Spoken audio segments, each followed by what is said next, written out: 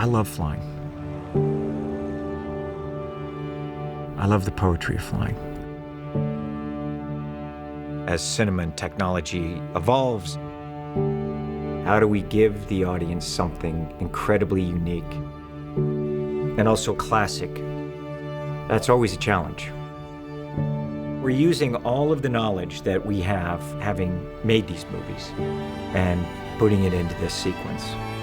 And that's the goal. Take everything that you've learned and push it to that next level, to give the audience the greatest possible experience. So the work began in the United Kingdom and Duxford. Everything we were doing was a process of discovery. These airplanes are so old, but they're just beautiful. Just want to make sure stuff's not falling off.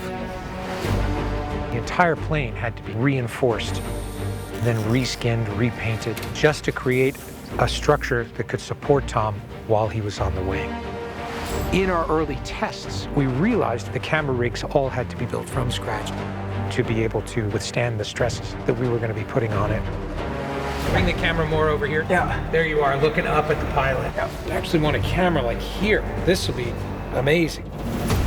Every rig that was built had to be tested for airworthiness. Now we're going to go up into the clouds. Ready to go? Let's get some fun. All of these things we're doing now is testing all these cameras, different positions.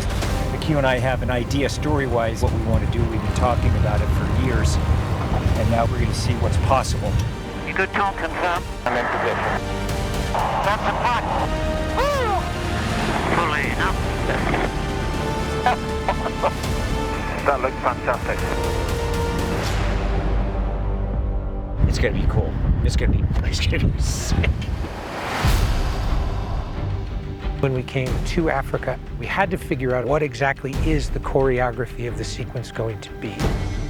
As with any complex action sequence, we create something called a pre-visualization or previs. But these models can't accurately anticipate real physics, especially with a sequence that's never been attempted before. We quickly discovered the forces working against Tom meant nothing could be executed as planned. And in order to rewrite the sequence, I had to understand what was physically possible. In order to do that, I had to get on the wing myself. Once we started to understand the physics in the environment, we could reimagine the sequence based on the realities that Tom was encountering while he was on the wing. We're going to do roll, loops, hammerhead. I'm going to take you through my action. I come up, and I'm pulling up, and now I grab it, and I try to hold it steady. The airplane's pitching. Yep. It starts going over. Everything we had prepared for, we've had to learn all over again, starting from scratch. We can do this now. Okay. We can do it. This is an exciting day. I've been looking forward to this. You gotta remind me not to smile here.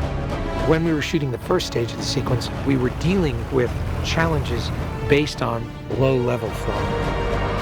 It was a very, very challenging sequence, and it required some of the best pilots in the world, an incredible amount of preparation, an incredible amount of focus.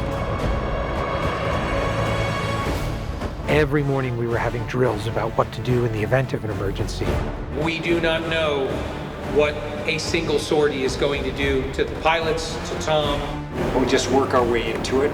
I can go 95, but then we dip down, I'll accelerate. I'm going to dip down for speed and pull up. If there was any sort of downdraft and you're 5 feet over the water, there is no recovery. The plane is going in. That was wild. For the second act of the sequence, we needed to shoot at higher altitudes. The aerodynamics are different. The temperature became an issue, and Tom would risk hypothermia. Up there we drop 3 degrees per 1,000 feet. It gets quite cold with the wind. When Tom is on the wing, we have to communicate via hand signal because the winds are from 100 to 140 miles an hour.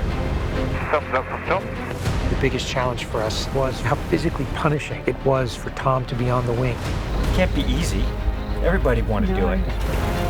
See you, okay? The wind distorts your vision. between maneuvers, he actually has to stick his head into the cockpit so that he can breathe. And at times, he would reach such a level of physical exhaustion that he couldn't get back into the cockpit of the plane. What's the matter? It's like when we get it, I can't do it anymore. But Tom is constantly pushing the limitations of what is possible. I'll go one more. We're gonna get it. And he did it over and over and over again. This being a culmination of a 30-year story arc, Tom is determined to create the biggest experience possible for the audience. 3, 2, 1, go! Holy